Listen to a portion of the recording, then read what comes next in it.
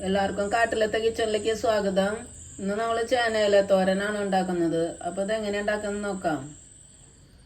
ചേനയില തോരൻ ഉണ്ടാക്കാൻ ആവശ്യമായ സാധനങ്ങൾ: ഒരു ചേനയുടെ ഇല,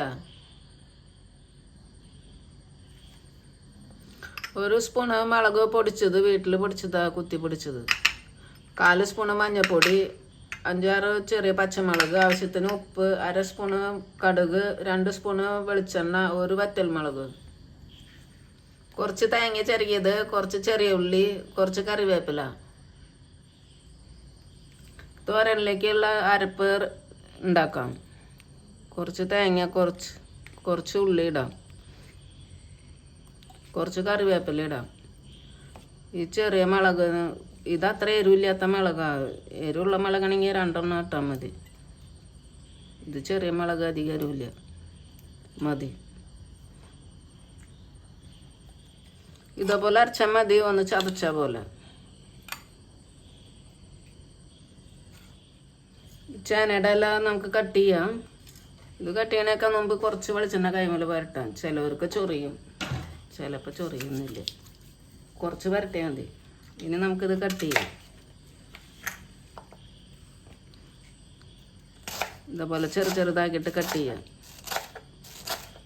കട്ട് ചെയ്തിട്ട് ഇനി കഴുകണം. കഴുകിയിട്ട് ഇതുപോലെ 2 മിനിറ്റ് വയ്ക്കാം, വെള്ളം മുഴുവൻ പോകാൻ വേണ്ടിയിട്ട്. ഈ ഉള്ളി ചതച്ച് കൊണ്ടുവരാൻ പാൻ ചൂടായിട്ടുണ്ട്.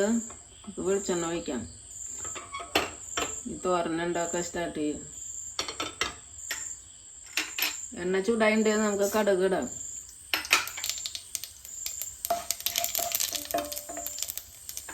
വറ്റൽമുളക് ഇടാം ഒരെണ്ണം.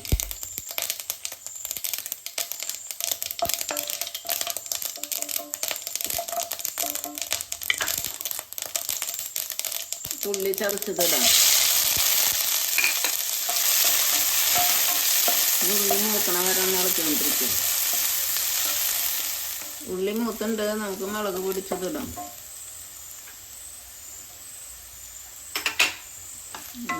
മുളക് മൂക്കണനി. ഉള്ളി മുളകൊക്കെ മൂത്തുണ്ട്. നമുക്ക് ഈ ഇല ഇതിലേക്ക് ഇടാം.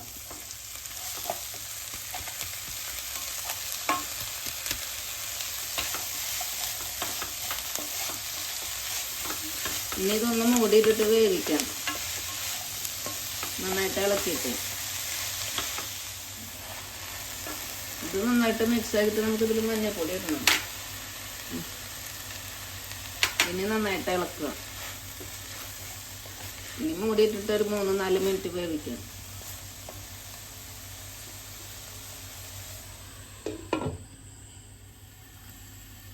ഇപ്പം 5 മിനിറ്റ് ആയിട്ടുണ്ട്. ഇത് വെന്തുണ്ട്.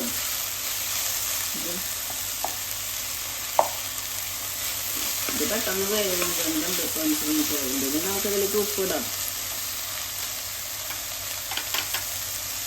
ഉപ്പ് കുറച്ചിട്ടാൽ മതി. ആവശ്യത്തിന് ഇടാം. കുറവാണെങ്കിൽ പിന്നെ ഇടാം.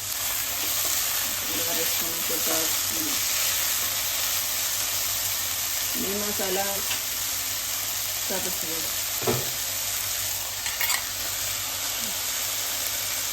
മസാല ചതച്ചിടാം.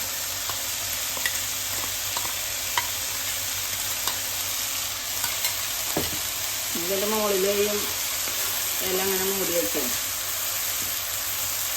2 മിനിറ്റ് ഇങ്ങനെ വെച്ചിട്ട് മൂടിയിട്ട് മൂടി കഴിക്കും.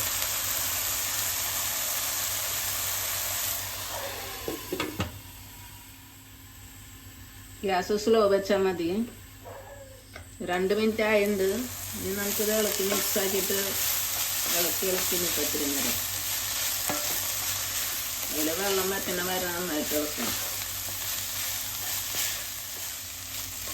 ഈ ചേനയില തോരൻ റെഡി ആയിട്ടുണ്ട്. ഇത് നമുക്ക് ഇനി സർവിംഗ് ബൗളിലേക്ക് മാറ്റാം.